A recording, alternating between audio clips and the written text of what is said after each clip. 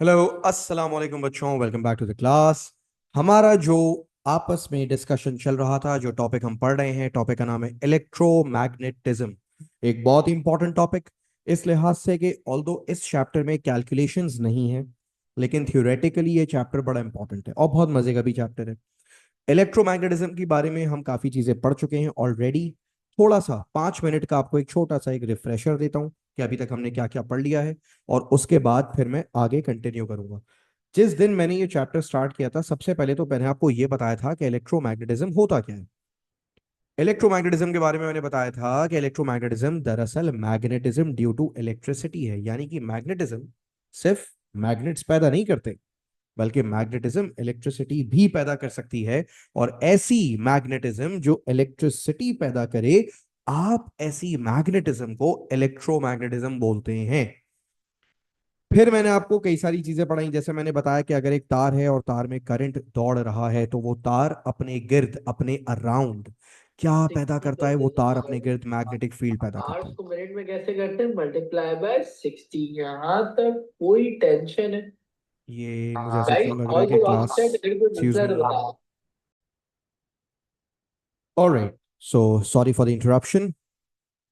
मैं आपसे कह रहा था मेरे बच्चों कि हम पढ़ रहे थे कि अगर एक तार में करंट हो, तो वो करंट अपने गिर्द मैग्नेटिक फील्ड पैदा करता है, राइट। और फिर मैंने आपको ये भी बताया था कि डॉट और क्रॉस के क्या मतलब होते हैं। डॉट का मतलब होता है out of the page, cross का मतलब होता है इनटू द पेज। मैंने आपको राइट हैंड ग्रिप रूल लगाना सिखाया था। इन तमाम टॉपिक्स पे हम ऑलरेडी गुफ्तगू कर चुके हैं। इसके बाद मैंने आपको ये भी बताया था कि सोलेनॉइड क्या होता है, सोलेनॉइड किस तरह से काम करता है। सोलेनॉइड कुछ भी नहीं, एक वायर का कॉइल है। अगर इस वायर में करंट दौड़ रहा है, तो ये अपने गिर्द मैग्नेटिक फील्ड पैदा करता है। अच्छा, फिर मैंने आपको ये भी पढ़ाया था कि अगर आप एक करंट कैरिंग वायर को मैग्नेटिक फील्ड में रख दें, तो वो वायर फोर्स महसूस करती है, और इसका रीजन भी था। एक्चुअली इस पिक्चर में, जैसे ये जो पिक्चर आपके सामने मौजूद है, यहाँ पे दिखाया जा रहा है कि एक मैग्नेटिक फील्ड वो है जो मैग्नेट्स पैदा कर रहे हैं, और एक और मैग्नेटिक फील्ड है जो कि वो रॉड पैदा कर रही है। तो एक्चुअली यहाँ पर कितनी मैग्नेटिक फील्ड्स हैं? यहाँ पर दो दो मैग्नेटिक फील्ड्स हैं, और ये दोनों मैग्नेटिक फील्ड्स मिलकर क्या कर रही हैं? इंटरैक्ट कर रही हैं। और जब दो मैग्नेटिक फील्ड्स एक दूसरे से इंटरैक्ट करती हैं, तो ये दोनों एक दूसरे पर फोर्स लगाते हैं। अच्छा, इन तमाम चीज़ों के बाद मैंने आपको ये भी पढ़ाया था कि अगर आप दो वायर्स हैं और दो वायर्स को एक दूसरे के बराबर बराबर रख दें, तो ये दो वायर्स एक दूसरे पर क्या लगाते हैं? ये दो वायर्स एक दूसरे पर फोर्स लगाते हैं। वो फोर्स अट्रैक्टिव भी हो सकती है, वो फोर्स रिपल्सिव भी हो सकती है। अगर दोनों वायर्स में करंट सेम डायरेक्शन में जा रहा है, तो दोनों वायर्स एक दूसरे को अट्रैक्ट करेंगे। अगर दोनों वायर्स में करंट ऑपोजिट डायरेक्शन में है, तो ये दोनों वायर्स एक दूसरे को रिपेल करेंगे। आज जो मैं आपको टॉपिक पढ़ाने लगा हूं, उस टॉपिक का नाम है force on a moving charge in a magnetic field. एक बहुत ही आसान सा टॉपिक है, और इस टॉपिक के कई सारे क्वेश्चंस पेपर में आते हैं। तो मैं चाहूंगा कि ये टॉपिक अभी हम डिस्कस करें, ठीक है। So let's start. Force on a moving charge in a magnetic field. Okay, अब जरा सुनिएगा, बड़े मजे की स्टोरी होने जा रही है। सबसे पहले तो मुझे एक बात बताएं, आपको ये ग्रीन ग्रीन कलर के क्रॉसेस दिखाई दे रहे हैं? मैं एक काम करता हूँ, मैं आपके लिए एक नई पिक्चर बना देता हूँ, ठीक है। इमेजिन करें कि मेरे पास एक इलाका है, और उस इलाके में ये देखें मैग्नेटिक फील्ड मौजूद है। मैग्नेटिक फील्ड को मैं क्रॉस बनाकर रिप्रेजेंट कर रहा हूं। हर बच्चा जानता है क्रॉस का मतलब होता है इन टू द पेज, यानी इस वक्त यहां जितनी भी मैग्नेटिक फील्ड है, उस मैग्नेटिक फील्ड की डायरेक्शन कहाँ है? उस मैग्नेटिक फील्ड की डायरेक्शन है इन टू द पेज। इस मैग्नेटिक फील्ड के अंदर फर्ज करें एक चार्ज पार्टिकल है, पॉजिटिव चार्ज पार्टिकल। ये चार्ज पार्टिकल मूव करता हुआ आ रहा है। अच्छा, अब देखें ये कौन सा चार्ज है? ये एक मूविंग चार्ज है। It is not just a charge, it is a moving charge. अच्छा, ये बात मैं आपको ऑलरेडी बता चुका हूं कि करंट मैग्नेटिक फील्ड पैदा करता है। तो मूविंग चार्ज भी तो करंट ही होता है भाई। अगर एक चार्ज मूव कर रहा है, गौर से सुनना, अगर एक चार्ज मूव कर रहा है, तो मूविंग चार्ज को आप करंट ही तो बोलते हो, और क्या बोलते हो? तो ये मूविंग चार्ज अपने गिर्द क्या पैदा कर रहा है? ये मूविंग चार्ज अपने गिर्द मैग्नेटिक फील्ड पैदा कर रहा है। और आपको कैसे पता सर कि इस मैग्नेटिक फील्ड की डायरेक्शन इस तरह की होगी? बेटा, मैंने यहाँ पे लगाया है राइट हैंड ग्रिप रूल। देखो, मेरा चार्ज इस डायरेक्शन में जा रहा है। मैं जब अपनी उंगली को ग्रिप कर रहा हूँ इस तरह से, तो ग्रिप से मुझे उसकी डायरेक्शन ऑफ मैग्नेटिक फील्ड पता चल रही है। बात समझ आ रही है? तो इस पिक्चर में क्या क्या है मैं आपको बताता हूँ। इस पिक्चर में एक इलाका है, इस इलाके में क्या है, इस इलाके में मैग्नेटिक फील्ड है, और इस मैग्नेटिक फील्ड वाले इलाके में एक मूविंग चार्ज एंटर होने लगा है। और ये जो मूविंग चार्ज है, गौर से सुनिएगा, ये जो मूविंग चार्ज है, ये मूविंग चार्ज भी अपने गिर्द मैग्नेटिक फील्ड पैदा कर रहा है। तो अब आप मुझे सोच समझ के जवाब दें, इस पिक्चर में टोटल कितनी मैग्नेटिक फील्ड्स हैं? How many magnetic fields are there in this picture? जल्दी से बताएं, इस पिक्चर में कितनी मैग्नेटिक फील्ड्स हैं? यस, यस, इस पिक्चर में दो मैग्नेटिक फील्ड्स हैं। कितनी मैग्नेटिक फील्ड्स हैं इस पिक्चर में? इस पिक्चर में दो मैग्नेटिक फील्ड्स हैं। कौन कौन सी, जरा गौर से सुनिएगा। एक मैग्नेटिक फील्ड तो वो है जो बाहर मौजूद है, जो इस ग्रीन कलर के एरो से दिखाई दिखाई दी जा रही है यहाँ पे। और जो दूसरी मैग्नेटिक फील्ड है, वो दूसरी मैग्नेटिक फील्ड कौन पैदा कर रहा है? वो दूसरी मैग्नेटिक फील्ड पैदा कर रहा है moving charge, positive charge. Positive charge जो कि मूव कर रहा है, वो भी अपने गिर्द मैग्नेटिक फील्ड पैदा कर रहा है। आप अच्छे से जानते हैं, जब दो मैग्नेटिक फील्ड्स एक दूसरे से इंटरैक्ट करते हैं तो ये एक दूसरे पर फोर्स लगाते हैं। यानी जैसे ये मूविंग चार्ज मैग्नेटिक फील्ड में एंटर होगा, इस मूविंग चार्ज पर क्या लगेगी? इस मूविंग चार्ज पर मेरे बच्चों फोर्स लगेगी। और फोर्स लगने की वजह से ये मूविंग चार्ज क्या करेगा? ये उस डायरेक्शन में मूव हो जाएगा। सर, किस डायरेक्शन में फोर्स लगेगी? बहुत आसान है। आपको मैंने सिखाया था फ्लेमिंग का लेफ्ट हैंड रूल, और मैंने आपको रूल के इस तरह से सारी उंगलियों के नाम भी बताए थे। थंब का मैंने आपको मतलब बताया था फादर, एफ से फादर, एफ से फोर्स। इंडेक्स फिंगर का मैंने आपको मतलब बताया था मदर, एम से मदर, एम से मैग्नेटिक फील्ड। और मिडिल फिंगर का मैंने आपको बताया था चाइल्ड, सी से चाइल्ड, सी से करंट या सी से चार्ज। करंट भी बोल सकते हैं, चार्ज भी बोल सकते हैं। आप चाहें तो ये रूल यहाँ पर अप्लाई करें। आप मुझे बताएं what is the direction of the magnetic field? Magnetic field की डायरेक्शन का है इन टू द पेज।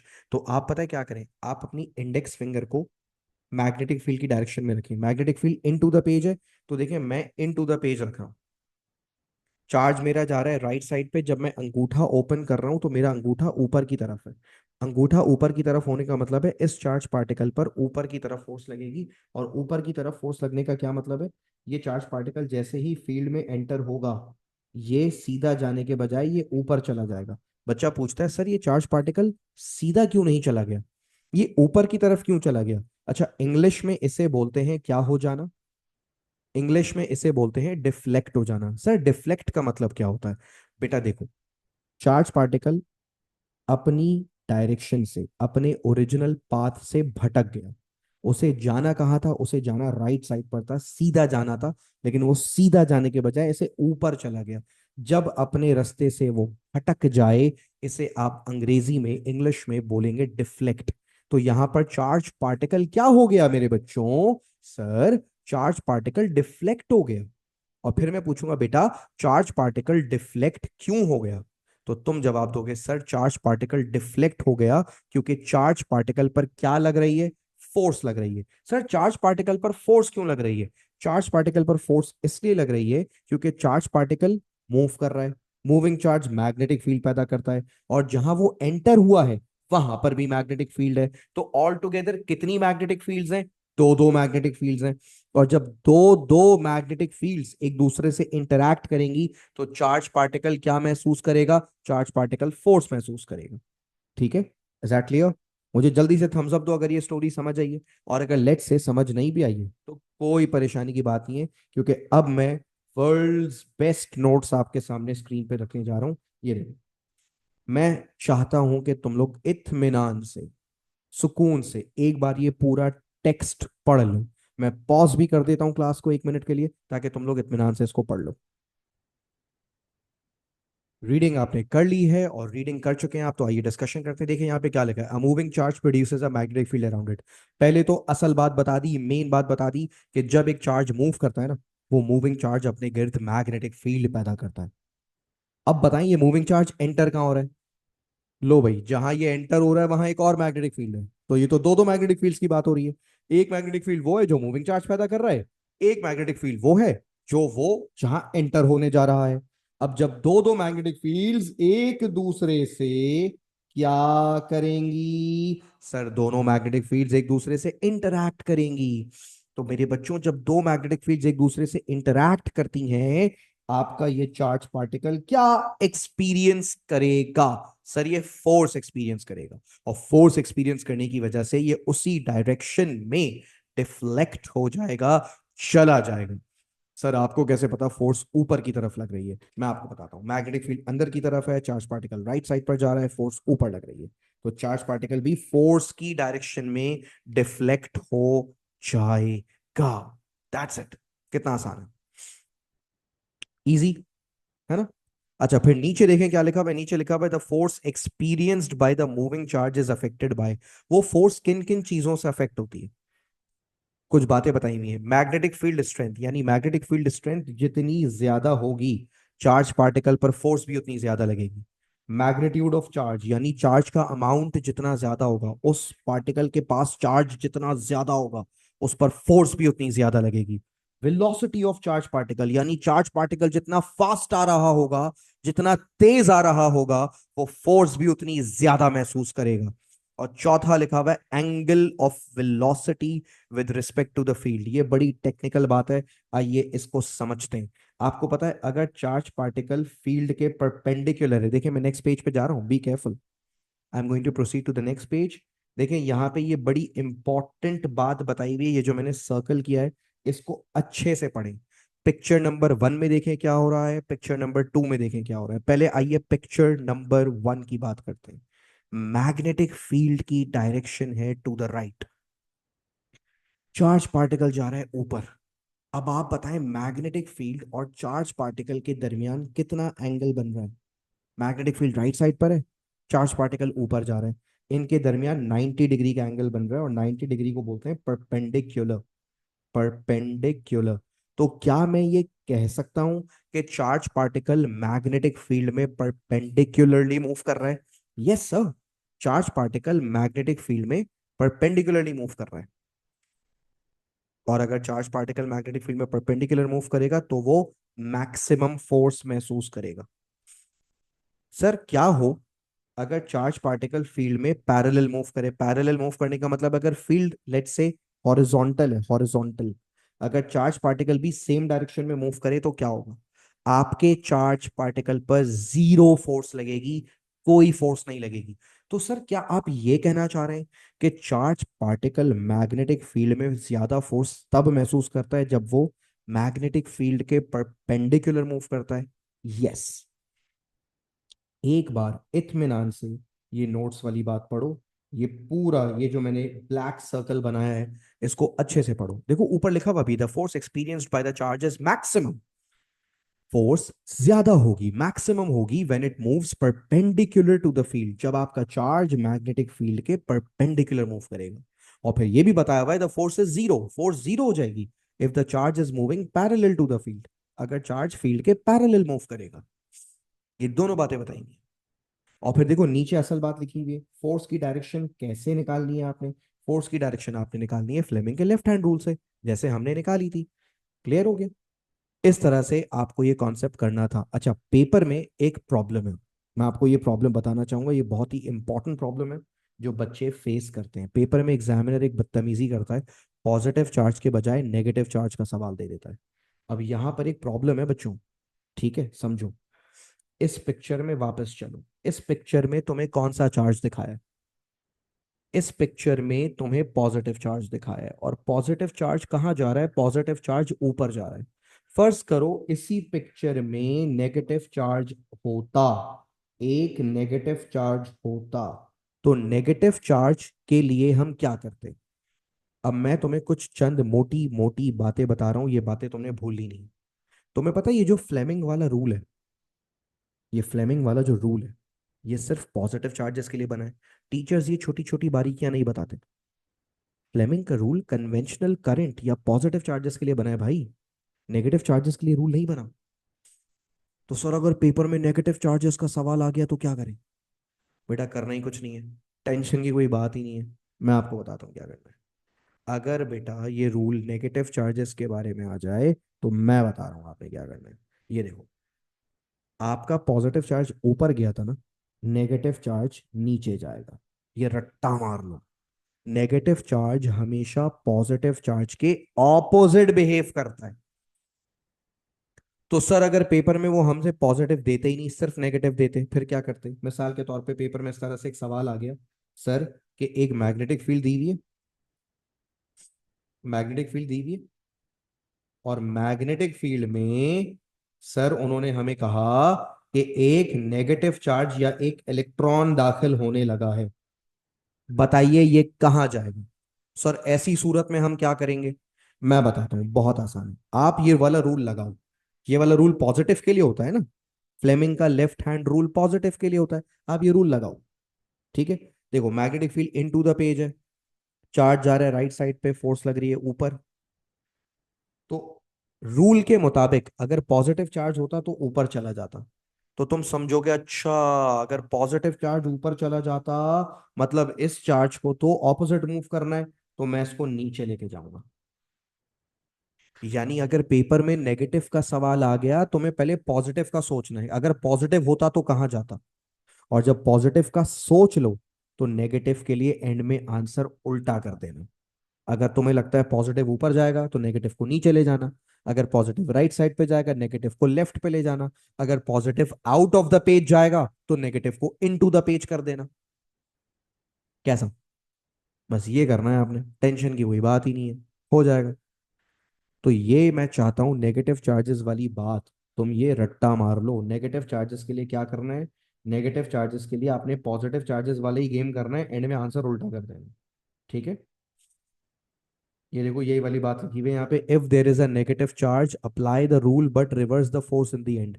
अगर नेगेटिव चार्ज का सवाल आ जाए आप रूल अप्लाई करो, मगर एंड में आंसर उल्टा कर देना, क्योंकि रूल जो जवाब देगा वो तो पॉजिटिव का जवाब देगा। पॉजिटिव ऊपर जा रहा है नेगेटिव नीचे जाएगा, पॉजिटिव नीचे जा रहा है नेगेटिव ऊपर जाएगा, ये बात भूलनी नहीं है। और एक बात और बताऊं, ये अभी तक मैंने तुम्हें जितनी भी स्टोरी पढ़ाई है ना, इसका कोई फायदा नहीं है अगर हमने इसकी प्रैक्टिस नहीं की, हमने इसके पास्ट पेपर क्वेश्चंस नहीं देखे, तब तक कोई फायदा नहीं है। तो मैं काम करता हूं, मैं तुम्हें इसकी प्रैक्टिस करवाता हूँ। प्रैक्टिस कैसे करवाता हूँ जरा सुनना। ये तुम्हारे क्वेश्चंस आ गए, यहाँ पे कुछ सवालात हैं जो मैं चाहता हूं कि मैं और आप एक साथ इसको डिस्कस करें। जैसे ये वाला क्वेश्चन देखो, ये वाला क्वेश्चन बहुत इंपॉर्टेंट क्वेश्चन है। एक बार इस क्वेश्चन को पढ़ो, देखो क्या कह रहे हैं। ये कह रहे हैं कि डायग्राम में एक बीम ऑफ इलेक्ट्रॉन्स है। अच्छा देखो बेटा, इतने तो समझदार तुम हो गए हो। बीम ऑफ इलेक्ट्रॉन्स, हर बच्चा जानता है कि इलेक्ट्रॉन्स कैसे होते हैं। इलेक्ट्रॉन्स नेगेटिव होते हैं। ये बीम ऑफ इलेक्ट्रॉन कहाँ एंटर हो रही है?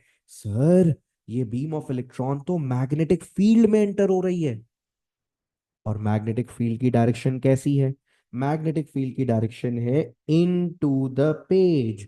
यानी आप अपनी ये जो मैग्नेटिक फील्ड वाली फिंगर है इसको स्क्रीन की तरफ पॉइंट करें, इन टू द पेज। सारे बच्चे जो जो स्क्रीन्स देख रहे हैं, अपनी इंडेक्स फिंगर को ऐसे स्क्रीन की तरफ पॉइंट करें, इन टू द पेज। अगर आपकी स्क्रीन सामने है तो सामने पॉइंट करें, अगर आपकी स्क्रीन नीचे टेबल पर रखिए तो ऐसे टेबल की तरफ पॉइंट करें, स्क्रीन की तरफ पॉइंट करें अपनी इंडेक्स फिंगर, लेफ्ट हैंड की, उल्टे हाथ की। कर दिया? कर दिया। अब बताएं इलेक्ट्रॉन्स कहां जा रहे हैं? सर इलेक्ट्रॉन्स तो राइट साइड पे जा रहे हैं। तो अब आप अपनी मिडिल फिंगर को राइट साइड पे पॉइंट करें, राइट साइड पे। ये देखें मैं भी कर रहा हूं राइट साइड पे। और अब आप अंगूठा खोलें। जब मैं अंगूठा खोल रहा हूं तो मेरा अंगूठा तो ऊपर की तरफ खुल रहा है, ऊपर की तरफ। तो आप बताएं क्या ये इलेक्ट्रॉन ऊपर की तरफ चले जाएंगे? जी नहीं बेटा जी, ये रूल पॉजिटिव का है और सवाल नेगेटिव का है। तो अगर रूल के मुताबिक अंगूठा ऊपर है, फोर्स ऊपर आ रही है, ये ऊपर नहीं जाएंगे, ये पॉजिटिव थोड़ी है, ये नेगेटिव है। तो ये इलेक्ट्रॉन जैसे ही फील्ड में एंटर होंगे ये नीचे की तरफ चले जाएंगे। तो अब आप बताएं मैं क्या सही जवाब लगाऊं? मुझसे पूछा है in which direction are the electrons deflected, electrons किस डायरेक्शन में डिफ्लेक्ट होंगे? तो सही जवाब है इलेक्ट्रॉन्स डिफ्लेक्ट होंगे towards the bottom of the page, towards the bottom of the page. बात समझ आ रही है? तो the right answer for this question is C, Charlie. इस तरह से ये क्वेश्चन अटेम्प्ट करना था आपने। और परेशान होने की जरूरत नहीं है, ये एक सवाल था, अभी हम ऐसे और भी करेंगे, डोंट वरी। जैसे ये वाला क्वेश्चन देखो,